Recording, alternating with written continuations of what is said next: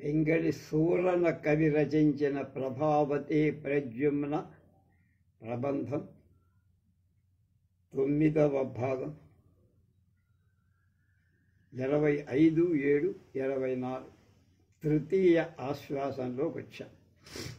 దీని చక్కని అర్ధ తాత్పర్యాలు వ్యాఖ్యానం ఇచ్చిన వారు కవితా విభూషణ విద్వత్ కవిశేఖర్ బ్రహ్మశ్రీ వెంపరాల సూర్యనారాయణ శాస్త్రి. శ్రీమద్భక్తి విశేష స్థేమా విశ్రాంత విహిత శివతత్వ కథ మీమాంసుడు పింగళి అమరామాచ్యవతంసుడు అపరహంసుడు దీప్తి. తండ్రిగారు అమరామాచ్యుడనే మా తండ్రి గారు స్థిర భక్తితో సదాశివతత్వాన్ని తెలిపే కథలను విచారణ చేసిన సూర్య తేజస్సు వంటి తేజస్సు. హరికుమారుడొక్కడు ఏకాంతవర్తి హస్త విన్యస్త గండస్థలుండు నగుతు ఇట్లని తలపోయంతడిగే. హరికుమారుడు అంటే విష్ణువు కుమారుడు అంటే కృష్ణుడి కుమారుడైన ప్రద్యుమ్నుడు ఏకాంతరంలో చేతిలో తలకాయ పెట్టుకొని ఇలా ఆలోచించాడు.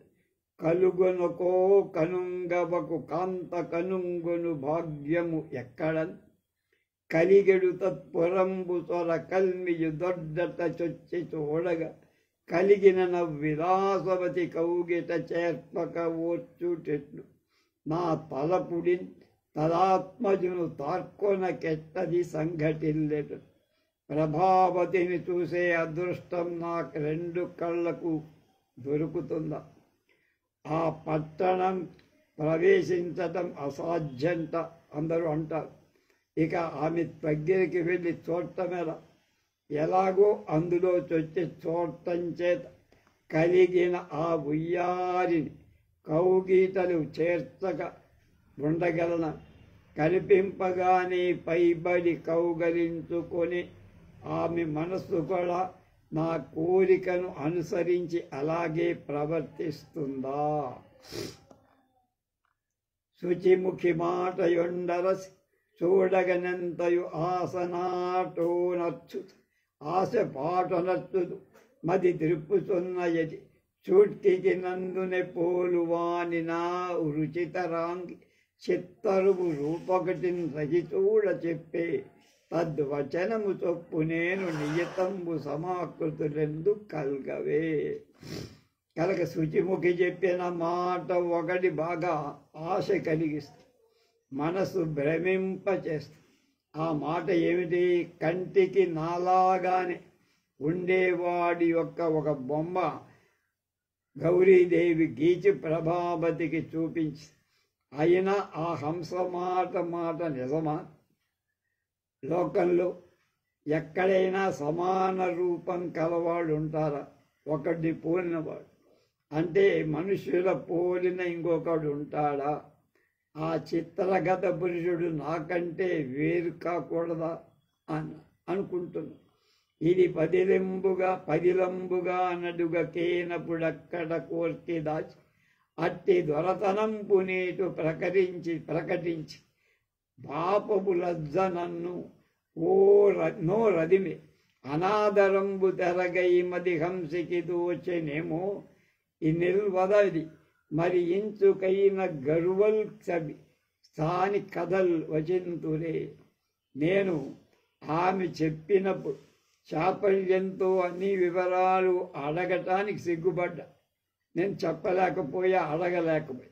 ఆ సమయంలో పాడు సిగ్గు నా నోరు నొక్కేసి ఆ బొమ్మలో ఉండే రూపం నాదా ఇతరులదా అని వివరంగా అడగటం వ్యర్థమైనటువంటి ఒక గర్వం. నేను దొరని రాజకుమారుని అనే గర్వంతో నేను అడగలేక అది హంసకి అనాదరంలా తోచి కాబోలు అక్కడ నిలవలేకుండా తొందరేదో అర్జెంట్ అయినట్టు పారిపోయి.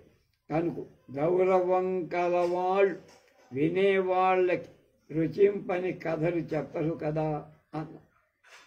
ఏనొక ఇంచుకంత మనసిచ్చిన మాటలు పల్కకుండగా గాని మరాళి ధనుజ కన్యకైనను నొత్తి చూచి ఏమైన అనంగ పూనునని ఆత్మకు దోచుతున్నదిప్పుడు కాదేవి ప్రసంగమున్ దిగిచి ఏల నుతించు తదీయ రూపములు.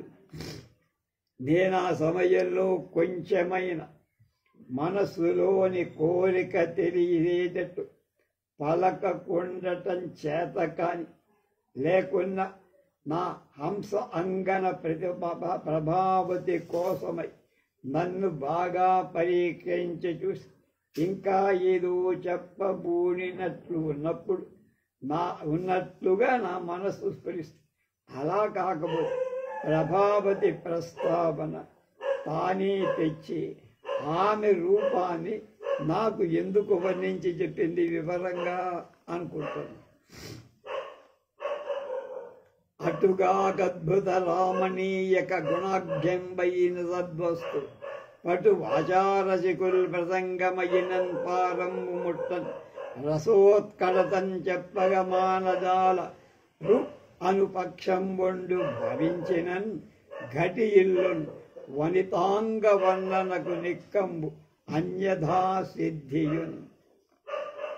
ప్రభావతి కోసం నా మనోనిశ్చయం తెలుసుకో గోరి ఆడహంస నన్ను నిర్బంధించి మాట్లాడించటానికి అది ప్రయత్నకం చెయ్యకపోయిన ప్రసంగం వస్తే మాట నేర్పల చక్కదనాన్ని మంచి గుణాలని కల పదార్థాలు పూర్తిగా రసవత్తరమైన మాటలతో వర్ణించకుండా విడవదాల అనే పక్షమే అనుకుంటే ప్రభావతి రూప వర్ణన నా కోసం కాక ఎవళ్ళ కోసం చేసింది ఆ పక్షి కనుక ఆమె కూడా నా మీద ఏదో ఉంది. హరియును వాసముండుదము అంపిన కార్యము హంసి తానయ్యి ధరణికి దిక్కి చెప్పే మదనుగ్రహమస్తి మనస్థితి కాంతుటన్న ఆ స్వరరిపు జంపనన్నను శుద్ధులు బుట్టగబో ఎల్లడం సరసిజ నేత్రు దక్షిణ భుజంబవు నీవు అని పలికినందున ఆ శుచిముఖి తనను తాను ఆకాశం నుండి భూమికి దిగివచ్చి నేనేం పిలవల. కృష్ణుడు ఇంద్రుడు తమని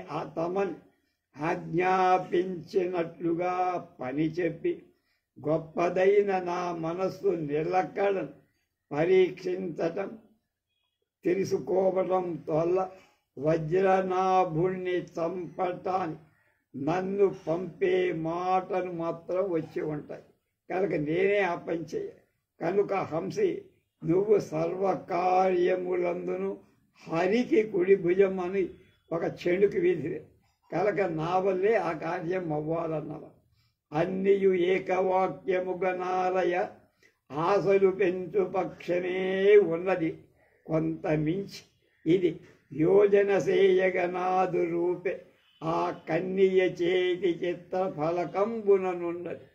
ఎవ్వరు అట్టితో నన్ను ఎరింగి వ్రాయ అని నన్ శివ వ్రాయుట వింటే చొప్ప అన్నీ నా రూపరేఖాలే ఉన్నట్లుగా ఆ చిత్రం రాసి ఆమెకిచ్చారు అని చెప్పింది హంస. ఇంతకీ ఎవరు రాశారు ఆ చిత్ర లేఖనం ఎవరిదో అంటే శివది అంటే అమ్మవారి గౌరీదేవిది అని అర్థమైపోయి కనుక ఇవన్నీ చూస్తే నాకు ఏదో తేనెతోట తగిలినట్టుగా ఉంది అని అనిపించి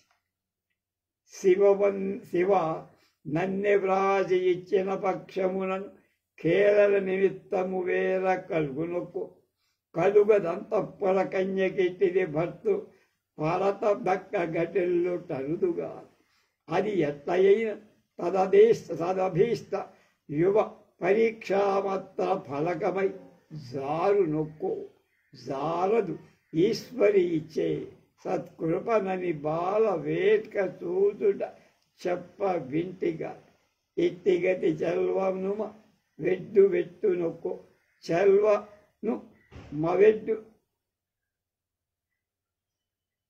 చెల్వ ఉమ వెడ్డు వెట్టు నొక్కు పెట్టదది దా సృజించిన బిడ్డ కాన బొంకగుచు అంత కరియ త్రోపువడు ఒక్కు పడదనుజుడు చెప్పేనని వినబడదు గడియ కాన. ఆలోచిస్తున్నాడు పాపం ఎన్ని రకాలు.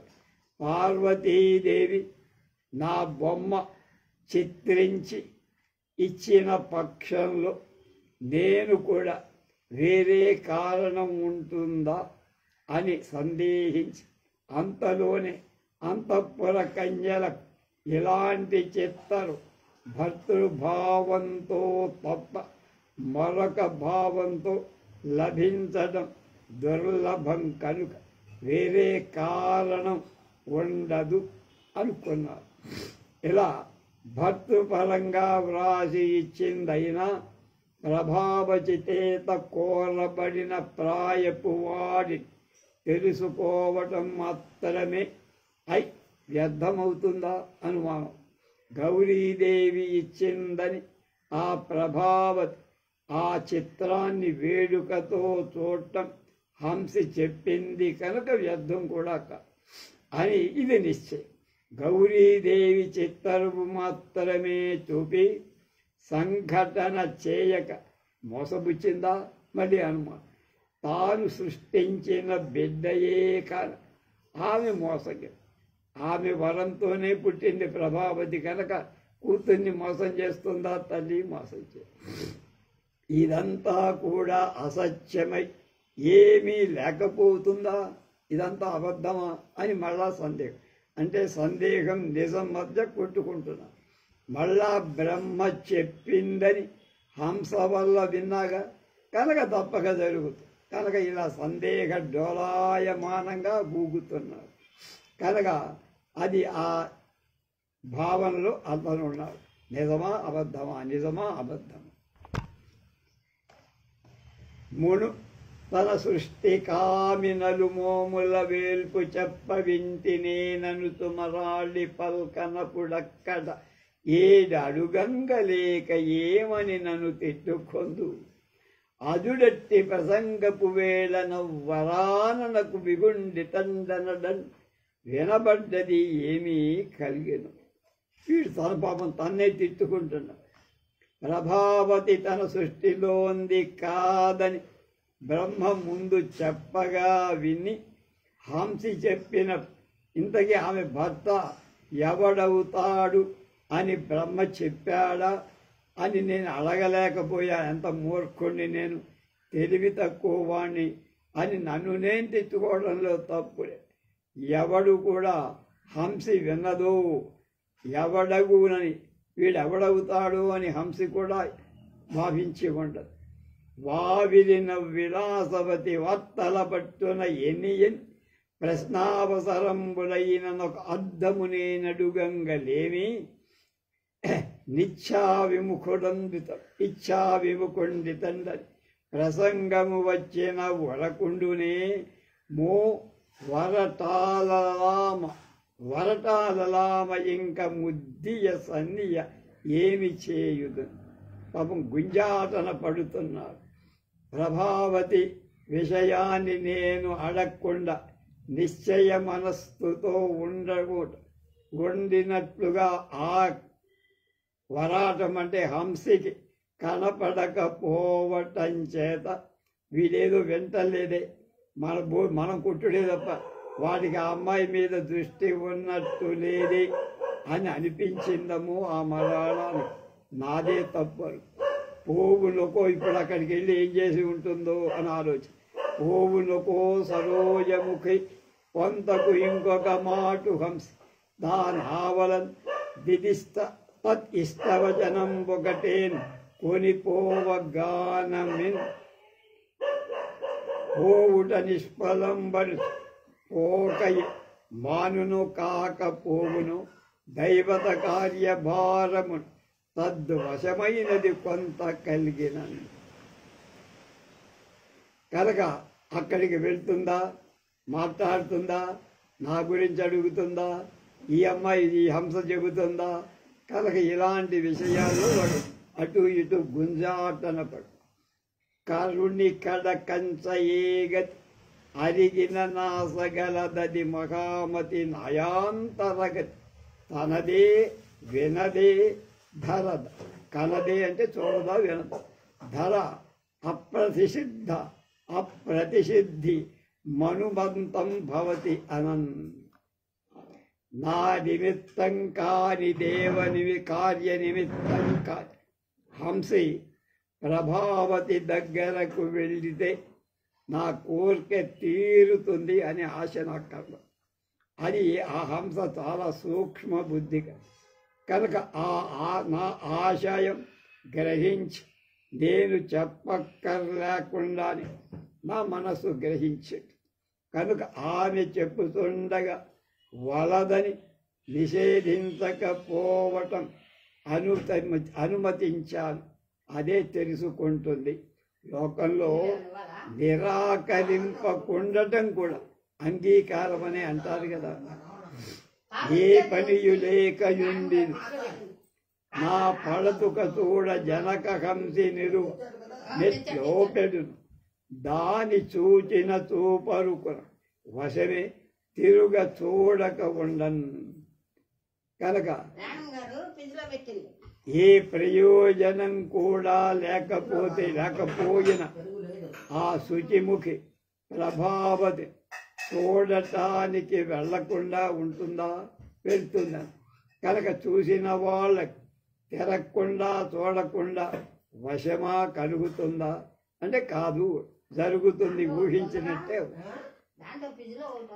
అని భావనా బలం మనమున గడ్డి తమ్మగు మధురక్కుటి ఎక్కున చేర్ప కడగి చిత్తరమున కాన వెగడు పడుతూ పొదలు విరాడే.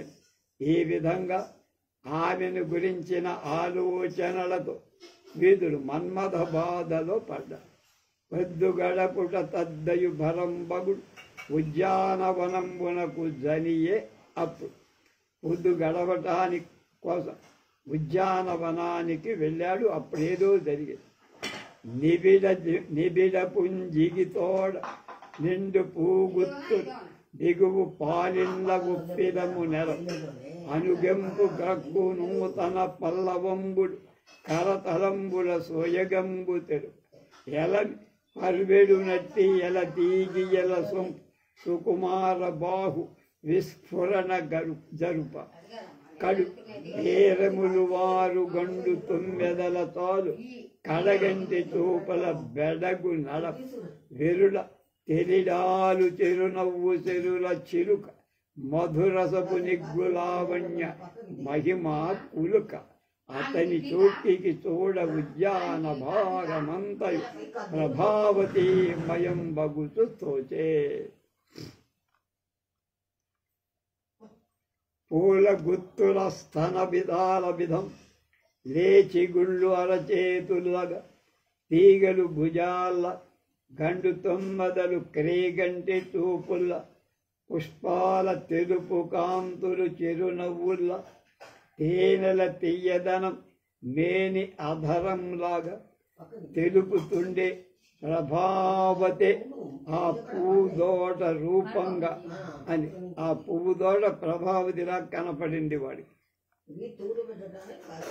యువతిపై విరాళి యొక్కెంత మరతున అనుతు ఆసనేగి అతడు మరచి తదితరంబు నెరయంగనది సుమి ఒకటి కోల వేరొకటి అగుట.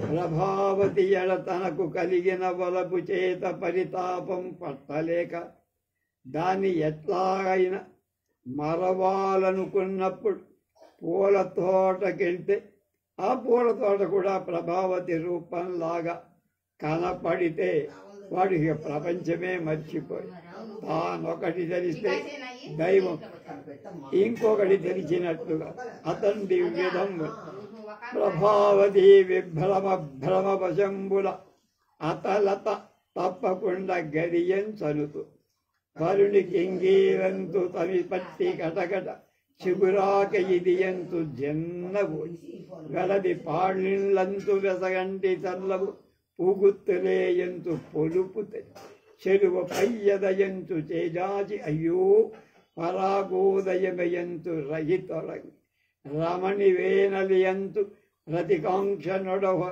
హా తేటి మొత్తమయంతు తెల్లవారి అకట అనిమిత్త కృప దానం అరుగుజంచి హితవు నెలపడి హంసితో హృదయమిచ్చి పలుకని కృతజ్ఞునకు నాకు ప్రాప్తమగునే అట్టి యువతిని పొందను నా దాను ఆత్మ పొందు.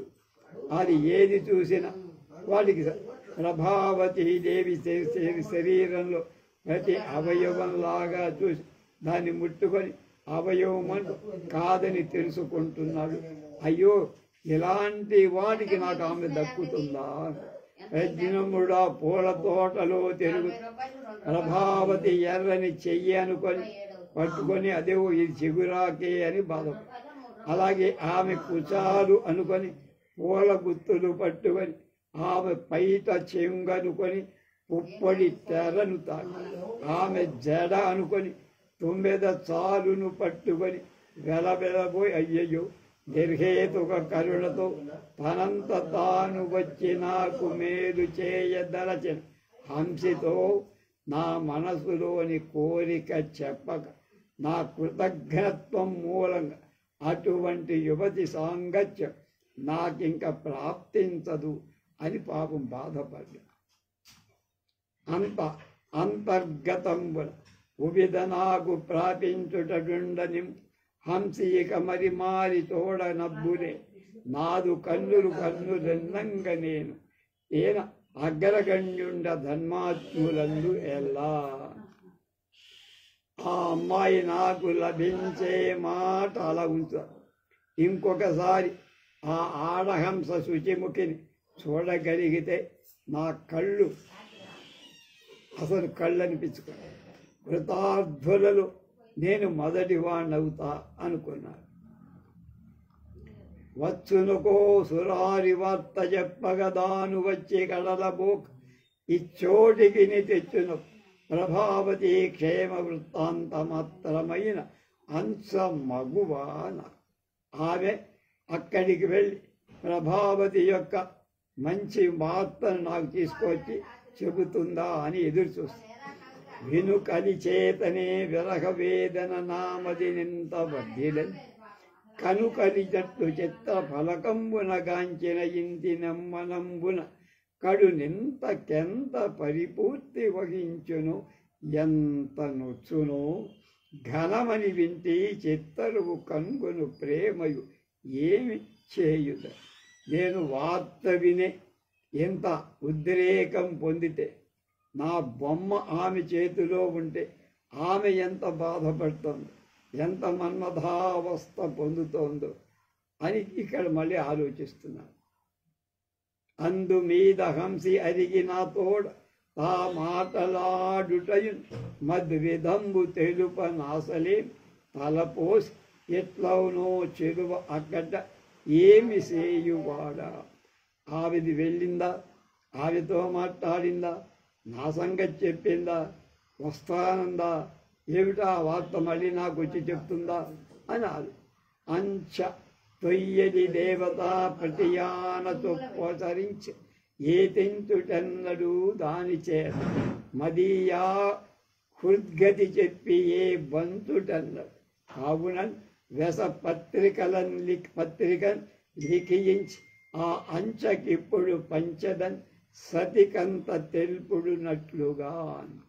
కనుక ఆలస్యం చేస్తే ఏమవుతుందో ఇంద్ర ఆజ్ఞ ప్రకారమంతా నడిపి శుచిముఖి ఎప్పటికీ వస్తుంది, వచ్చేదాకా నేను ఆగాల. నా హృదయం దానికి చెప్పినప్పుడు దాన్ని పంపన. కనుక నా ఇంటికి అంతా చెప్పినట్లుగా నా హృదయ బాధంతా ఒక ఉత్తరం రాసి హంసకి అందేట్లుగా పంపుతానని ఒక నిర్ణయాన్ని అని తలంచి ఆ క్షణంబ శుచిముఖి పేర లేఖ వ్రాసి అది గొంపను వారెవ్వరని నివ్వటిల్లడు చింత అంతరంగమున కలంగ ఉద్యాన మధ్యంబునన్ క్రమ్మల అరుదించి అత్తరి ఉత్తరంబు తనువాని నెల్లనుద్దేశించి తద్దయు దుర్దమంబైన విరహాత్తికతన వార్తాహరణ యోగ్యాయోగ్య వివేకంబు లేక ఇట్లా అనుకుంటున్నా. కనుక వెళ్ళి ఎవరి ద్వారా పంపాలి, దీన్ని తీసుకొని వెళ్ళి ఇచ్చేవాళ్ళు అని అటు ఇటు తచ్చలాడు.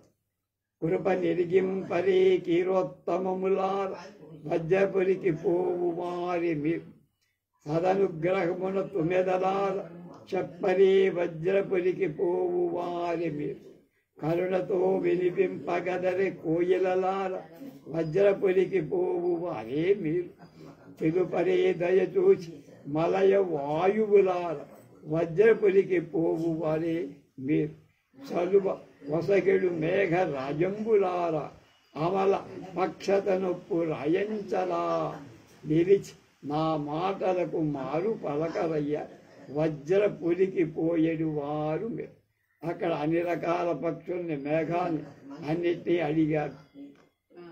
అని పలుకుతున్న సమయంబున ఒక శుకం అభ్రమార్గమున నేగుచు అతని దీనాలాపంబులు కారుణ్యమున నిలిచి విస్ఫుటపడిక ఒక పక్షి విన్నదిట, వీడి మాటలు వినది కనుక అది దిగుతుందన్నమాట. ఏను వజ్రపురికి ఏగడు దాన నా వలన కార్యమే కల నీకు తెలుపుము ఒకటి రెండు పలుకుల ముగియగా నడుచు పలుకుటయును యాదవుడు. నేను వెళ్తున్నాను అక్కడికి, ఏదైనా పనుంటే చెప్పండి, నాకు ఎక్కువసేపు చెప్పడానికి వీలేదు, బోరు కొట్టదు, ఒకటి రెండు మాటలు చెప్పు అంటే ప్రద్యుమ్నుడు, ఓ పక్షివల వినుమా పురి శుచిముఖి అని పేర ఒక రాజహంసి ఉండు, అది ఉన్న చోటు నీ వలస ఈ పత్రిక అందింప వల ప్రార్థనము అని విని ఆ చిల్క ఇట్లా చేసేద సహాయంబు పోయేద మాటలాడ నాకు లేదు అవకాశంబు లేశమాత్రం నాదు పక్షంబు నడుమ లేక యూరుల కెరుగ పడక ఉండునట్లుగా కట్టు అతిరయంబు తోడ నడుచు అతని దండ కరిగి నిలిచే తలయ అతడు నట్టు చేసి అదుజు సనియ తీగ్రగా వచ్చి అతని భుజం మీద వాలింది. ఆ లేఖ బయట వాళ్ళకెవరికి కనపడకుండా కట్టి నేను తీసుకెళ్ళి నువ్వు చెప్పిన అమ్మాయికి ఇస్తా. అంతకు ముందు శుచిముఖుని ఉచిత ప్రకారం బులనట్టు తన బలం గంబులన్ తాను దానవాంతప్పుర కామిని సమీప సంచారి పరిచయంబు సంపాదించుకొనుతు క్రమంబు ప్రభావతి తోడి చెలిమి కలిగించుకొనుటయు పది వేచియుండు కావున అది కనిపెట్టుకొని ఉండ ఒక్కనాడా కలకంటి తొంటి సరసి పరిచయంబున సమర్ప మందత్పదాస శమనార్థంబుగా రాగవల్లరి అని నెచ్చరియు తానును వచ్చి వన విహారంబు సరిపే అప్పుడు.